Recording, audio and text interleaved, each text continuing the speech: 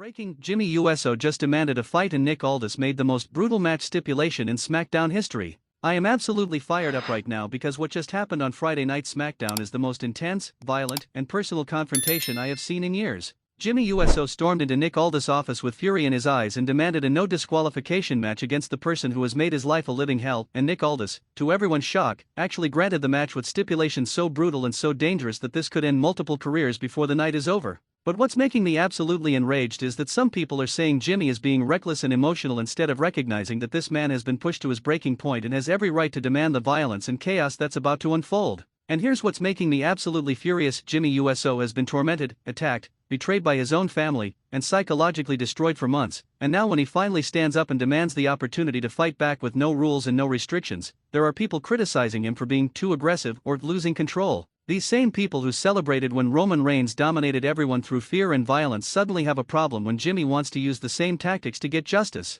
This is hypocrisy at its finest, and I'm sick of people applying different standards to Jimmy than they applied to Roman. But I need to know from you right now, are you excited that Jimmy Uso is finally getting the no DQ match he deserves, or are you concerned that this is going to end in tragedy? Do you think Nick Aldis made the right call granting this match, or is he enabling violence that could destroy careers? Is Jimmy justified in demanding this brutal match, or is he letting his emotions cloud his judgment? Tell me right now in the comments, because what I'm about to reveal about why Jimmy demanded this match, who his opponent is, what insane stipulations Nick Aldis added, and how this could fundamentally change SmackDown forever is going to leave you absolutely stunned and desperate to see this match happen. Let me take you through exactly what happened in Nick Aldis' office, because every moment of this confrontation was electric and revealed just how far Jimmy Uso has been pushed. SmackDown was about an hour into the show when the cameras cut backstage to Nick Aldis' office. Aldis was sitting at his desk reviewing paperwork when his office door burst open and Jimmy Uso came storming in looking absolutely unhinged. Jimmy didn't knock. Jimmy didn't ask permission. Jimmy just walked straight up to Aldis' desk, slammed his hands down, and started demanding what he wanted.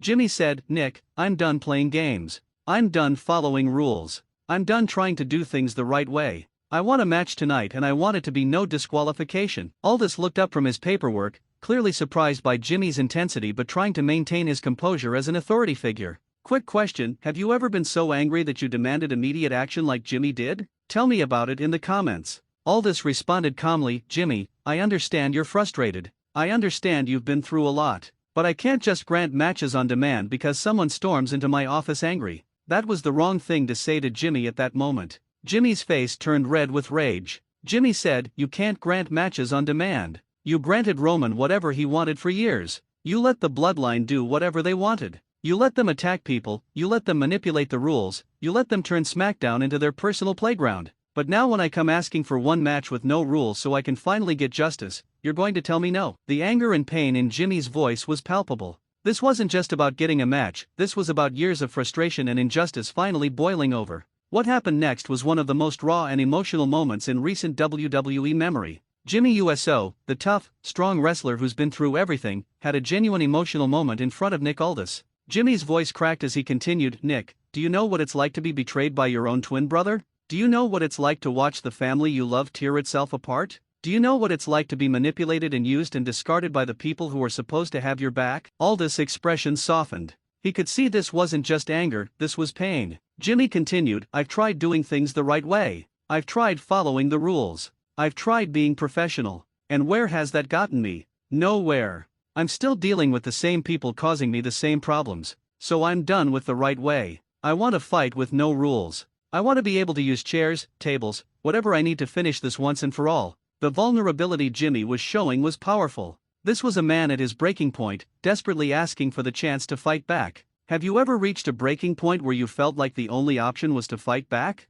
Tell me how you handled it. Aldis stood up from his desk and walked around to face Jimmy directly. For a moment, it looked like he was going to refuse the match, but then something changed in his expression. Aldis said, "Jimmy, I've been watching what's been happening to you. I've seen the attacks. I've seen the betrayals. I've seen you try to handle this professionally while everyone around you has been fighting dirty. And you're right, you deserve the chance to fight back on equal terms." Jimmy's expression shifted from anger to cautious hope. Was Aldis actually going to grant the match? Nick Aldis made his decision, and what he announced shocked everyone watching backstage and everyone watching at home. Aldis said, "Jimmy Uso, tonight in the main event, you will get your no disqualification match. You can use any weapon you want. There are no countouts. There are no rules. The only way to win is by pinfall or submission. Jimmy looked relieved and grateful. This was what he'd been asking for. But Aldis wasn't done, however. I'm adding some additional stipulations to this match because if we're going to do this, we're going to do it right. Jimmy looked concerned.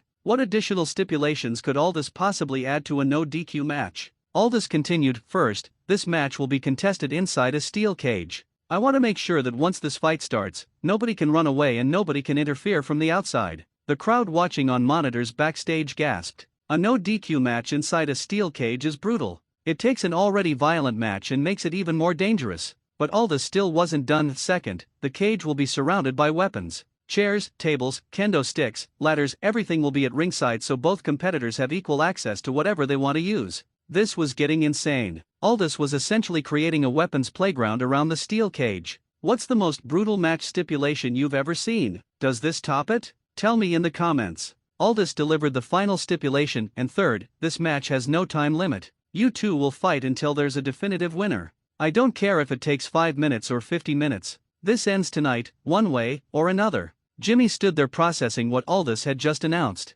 This was more than what he'd asked for. This was potentially a career-ending match for someone, but Jimmy didn't back down. Jimmy nodded and said, "That's exactly what I want." "Thank you, Nick." Aldis responded, "Don't thank me, Jimmy, because after tonight, one of you might not be able to wrestle anymore. Are you sure this is what you want?" Jimmy looked Aldis directly in the eyes and said with complete conviction, "I've never been more sure of anything in my life." At this point, Nick Aldis still hadn't revealed who Jimmy would be facing in this brutal no DQ steel cage match. The tension was building because everyone watching wanted to know who had pushed Jimmy to this breaking point. Aldis said, "Jimmy, your opponent tonight will be the person who has tormented you, attacked you, and made your life miserable for months. Your opponent tonight will be," and that's when the office door opened again and Jey Uso walked in. The crowd watching erupted. This was the match everyone had been waiting for, but also the match everyone had been dreading. Brother versus brother. Twin versus twin. In a no disqualification steel cage match with weapons everywhere and no time limit, Jimmy and Jey stood in Nick Aldis' office staring at each other. The tension was unbearable. These two men who came into this world together might be about to destroy each other in the most brutal match possible. Jey spoke first. "Jimmy, you really want to do this? You really want to fight me like this?" Jimmy's response was cold and definitive. "Jey, after what you did to me, after how you betrayed me, after everything you put me through, yes. I want to fight you in the most brutal way possible. And I want to make sure you can never hurt me again." Did you expect it to be Jey, or did you think Jimmy's opponent would be someone else? Tell me who you predicted. Jey looked hurt by Jimmy's words but also resigned to what was coming. Jey said, "Then let's do this. Tonight. Steel cage. No DQ. And we settle this permanently." The two brothers stared at each other for one more moment before both turning and walking out of Nick Aldis' office, heading in opposite directions to prepare for the most important and dangerous match of their lives. Nick Aldis stood alone in his office looking concerned about what he'd just set in motion. He'd granted Jimmy's request, but at what cost? To fully understand why this match is so significant and so emotionally charged, we need to revisit the history between Jimmy and Jey Uso. These aren't just tag team partners who had a falling out. These are twin brothers who have been connected since birth. They came up through wrestling together. They became champions together. They've been through everything together. But their relationship became toxic during the Bloodline era. Roman Reigns manipulated both of them, but he particularly targeted Jey, psychologically torturing him and forcing him into submission. Jimmy watched his twin brother suffer and eventually both of them left the Bloodline together. For a while, things seemed good. The brothers were reunited and free from Roman's control. They were rebuilding their relationship and their careers. But then everything changed when Jey betrayed Jimmy in that battle royal a few weeks ago. Jey eliminated his own twin brother to advance his own career. That betrayal shattered Jimmy's trust and destroyed their brotherhood. Since then, there have been attacks, confrontations, and escalating violence between the brothers. Each encounter has been more brutal than the last. And now it's all coming to a head in this no DQ steel cage match. What's the worst betrayal you've experienced from someone close to you? Tell me if you can relate to what Jimmy's going through. The tragedy of this match is that both brothers have legitimate grievances. Jimmy feels betrayed and wants revenge. Jey feels like Jimmy doesn't understand the pressure he was under and the choices he had to make. Both of them are hurt, both of them are angry, and neither of them seems willing to back down. This match isn't just about winning and losing. This is about two brothers trying to hurt each other to cope with their own pain. That's what makes it so dark and so compelling. After the match was officially announced, the backstage area at SmackDown was buzzing with reactions from other wrestlers and personnel. Several wrestlers were interviewed about their thoughts on the match, and their responses revealed just how significant and dangerous everyone recognizes this match to be. One wrestler said, "I've seen a lot of brutal matches in my career, but a no DQ steel cage match between twin brothers with weapons everywhere and no time limit? That's potentially career-ending for both of them. I hope they both walk out of there able to wrestle again." Another wrestler added, "Jimmy and Jey are both my friends. I hate seeing them do this to each other. But I also understand that sometimes you reach a point where the only way forward is through the violence.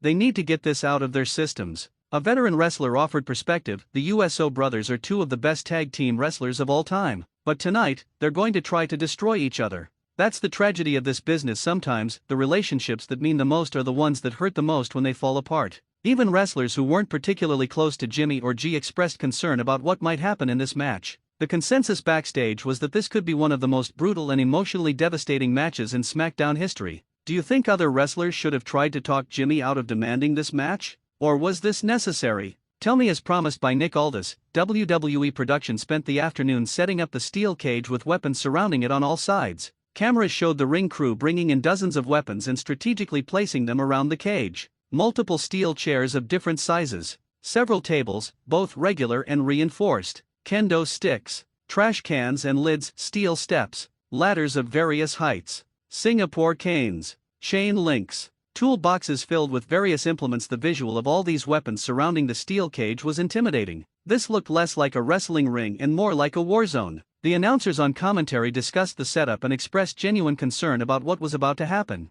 One announcer said, "I've been calling wrestling matches for 20 years, and I've never seen a more dangerous setup than what we're looking at right now. These weapons aren't just props, they're tools of destruction." Another added, "And remember, there's no disqualification. Jimmy and Jey can use any of these weapons however they want. There are no rules stopping them from causing serious injury to each other." The setup was complete. The weapons were in place. The steel cage was ready. All that was missing were the two brothers who would enter the cage and potentially destroy each other. Backstage, cameras showed both Jimmy and Jey separately preparing for the match in their respective locker rooms. Jimmy was shown taping his fists and his wrists methodically. His face was focused and determined. There was no fear in his eyes, only purpose. Jimmy knew exactly what he was walking into and he was ready for it. A backstage interviewer approached Jimmy and asked, "Jimmy, are you concerned about the brutality of this match? Are you worried about what might happen in that cage?" Jimmy's response was cold and calculated, "I'm not concerned about anything except making Jey pay for what he did to me. He betrayed our brotherhood. He chose his own ambition over our family.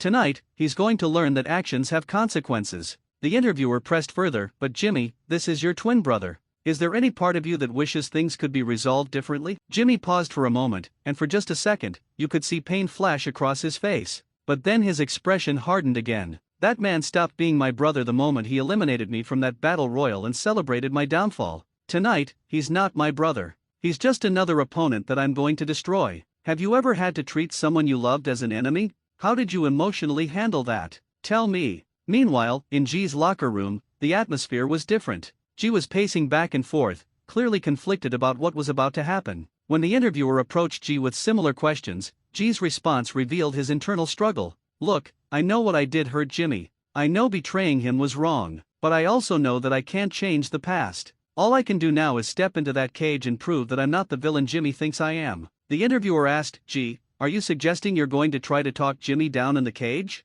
Try to reason with him?" Jey shook his head. "No, Jimmy wants to fight. Jimmy wants violence. So I'm going to give him exactly what he's asking for. And when this is over, maybe we can both finally move forward." As the main event approached, the crowd in the arena was reaching a fever pitch of anticipation. They knew they were about to witness something special and potentially historic. Chants of USO, USO started echoing through the arena, though it was unclear whether fans were chanting for Jimmy, for Jey, or for both brothers. Signs in the crowd reflected the divided opinions. Jimmy's revenge. Both USOs are victims, family over everything. End this tonight. No more bloodline drama. The crowd understood that this match was about more than just wrestling. This was about family, betrayal, pain, and the desperate attempt to find resolution through violence. The energy in the arena was electric. Everyone knew they were about to witness something they would remember for the rest of their lives. When the time finally came for the main event, SmackDown's production team pulled out all the stops to make this feel as important and as ominous as possible. The lights in the arena dimmed. The steel cage was lowered from the ceiling with dramatic lighting highlighting all the weapons surrounding it. The visual was menacing. Jey Uso's music hit first and Jey walked out slowly, his expression showing the weight of what he was about to do. Jey wasn't cocky or confident, he looked like a man walking to his own execution. The crowd's reaction to Jey was mixed. Some fans booed him for betraying Jimmy. Others felt sympathy for him because they understood his complicated position. The ambiguity of the crowd's reaction reflected the moral complexity of this storyline. Jey stopped at the bottom of the ramp and stared up at the steel cage. He looked at all the weapons surrounding it, and you could see him taking a deep breath, steeling himself for what was coming. Then Jey entered the cage and stood in the center of the ring, waiting. What would your entrance music be if you were walking into a match like this? Tell me in the comments. Jimmy Uso's music hit next and the crowd erupted. Jimmy walked out with intensity radiating from every step. There was no hesitation, no doubt, just pure determination. Jimmy didn't even look at the weapons as he walked to the cage. His eyes were locked on Jey the entire time. Jimmy had tunnel vision, the only thing that mattered was getting into that cage and making Jey pay. Jimmy entered the cage and immediately got face to face with Jey. The referee had to step between them to prevent the match from starting before the bell. The cage door was locked. The ref checked both competitors. And then the bell rang and all hell broke loose. The moment the bell rang, Jimmy and Jey exploded toward each other with fists flying. There was no feeling out process. No technical wrestling. Just pure aggression. The two brothers were throwing haymakers, each punch carrying years of frustration and pain. They weren't trying to win a wrestling match, they were trying to hurt each other. Jey got the early advantage and threw Jimmy into the steel cage wall. Jimmy's body crashed against the metal and he crumbled to the mat. But Jimmy immediately got back up, his face showing that the pain only made him more determined. Jimmy charged at Jey and they collided in the center of the ring, grappling and trying to overpower each other. They rolled around the ring, neither willing to give an inch. The crowd was roaring. This was exactly the violent, emotional fight they'd been anticipating.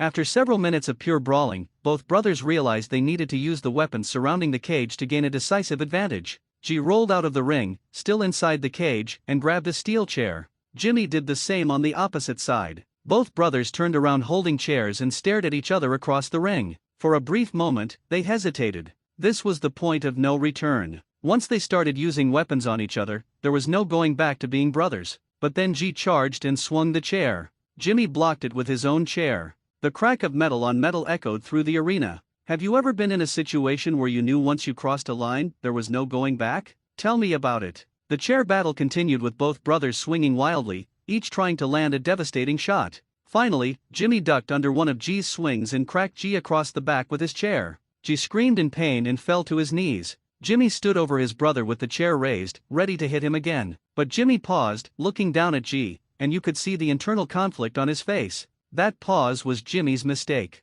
Jey grabbed Jimmy's legs and pulled them out from under him, causing Jimmy to crash back first onto the chair he'd been holding. What followed was 15 minutes of the most brutal wrestling action SmackDown has seen in years. Both brothers used every weapon available. Jimmy hit Jey with a kendo stick repeatedly, leaving welts across Jey's back. Jey threw Jimmy face first into a ladder propped against the cage. Jimmy set up a table in the ring and powerbombed Jey through it. Jey hit Jimmy with a super kick while Jimmy was holding a trash can, crushing the can into Jimmy's face. Jimmy and Jey both climbed the cage and fought on top of it, nearly falling off multiple times. Each weapon shot looked painful. Each impact made the crowd wince. This wasn't entertainment anymore, this felt like genuine violence between two people trying to hurt each other. The announcers were calling the action but their voices betrayed genuine concern. This has gone too far. These men are brothers. They're destroying each other.